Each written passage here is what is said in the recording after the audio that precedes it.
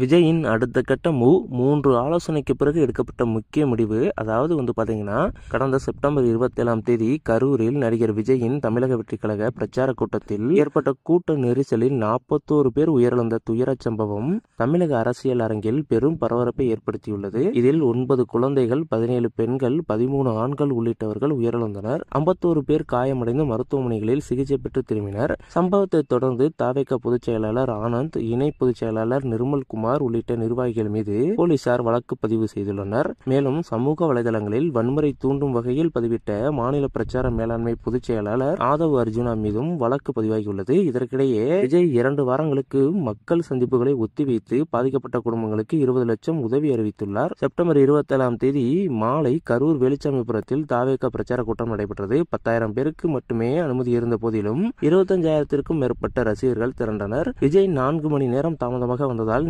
நெரிசல் ஏற்பட்டது. போலீஸ் எச்சரிக்கைகளை புறக்கணித்ததாக எஃப்ஐஆரில் கூறப்பட்டுள்ளது. தவேக தரப்பினர் காவல்துறை பாதுகாப்பு இல்லாததே காரணம் என்று குற்றம் சாட்ட திமுகவினர் தவேகவின் நிர்வாக குறைபாடு என்று பதிலளித்தனர். முதலமைச்சர் மு.க. ஸ்டாலின் அவர்கள் உயிரிழந்தவர்களின் குடும்பங்களுக்கு தலா ரூபாய் 10 லட்சம் இழப்பீடு அறிவித்து காயமடைந்தவர்களை சந்தித்தார்.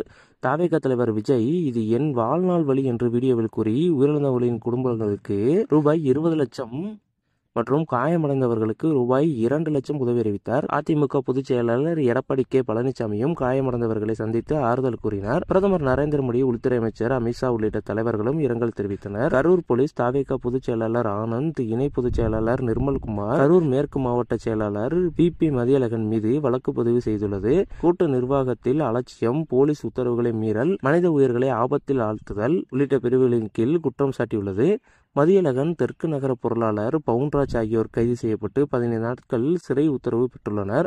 ஆனந்த், நிர்மல்குமாருக்கு 3 தனிப்படைகள் அமைக்கப்பட்டுள்ளன. மேலும் சமூக வலைதளங்களில் வன்முறை தூண்டும் பதிவுகளுக்கு தவேக மாநில பிரச்சார மேலாண்மை பொதுச் செயலாளர் ஆதவ் அர்ஜுனா மீது சென்னை போலீஸ் வழக்கு பதிவு செய்துள்ளது. கரூர் போலீஸ் விஜயின் கேரவானில் பதிவான சிசிடிவி காட்சிகளை கேட்டுள்ளது.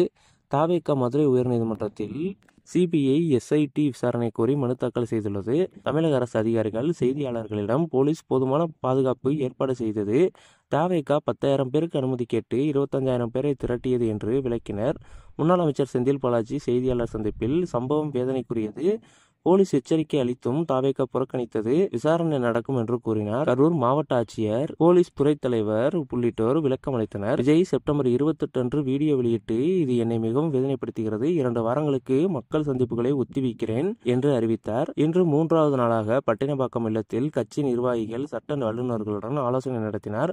பலியான 41 குடும்பங்களுக்கு ரூபாய் 20 லட்சம் உதவியை வழங்கும் நடைமுறை, கரூர் சென்று பாதிக்கப்பட்டவர்களை சந்திப்பது குறித்து விவாதம் செய்ததாக தகவல்கள் வெளியாகியுள்ளன. தவேக தரப்பு விஜய்க்கு பாதுகாப்பு கோரி உயர்நீதிமன்றத்தில் மனு தாக்கல் செய்துள்ளது. அனுமதி கிடைத்தவுடன் கரூர் சென்று ஆறுதல் கூற திட்டமிட்டுள்ளனர். விஜய் உண்மைகள் வெளியாகும் என்று கூறியுள்ளார். தமிழக அரசு ஓய்வு நீதிபதி அருணா ஜெகதீசன் தலைமையில் விசாரணை ஆணையம் அமைத்துள்ளது. அவர் சம்பவ இடத்தை பார்வையிட்டு காயமடைந்தவர்களை சந்தித்துள்ளார்.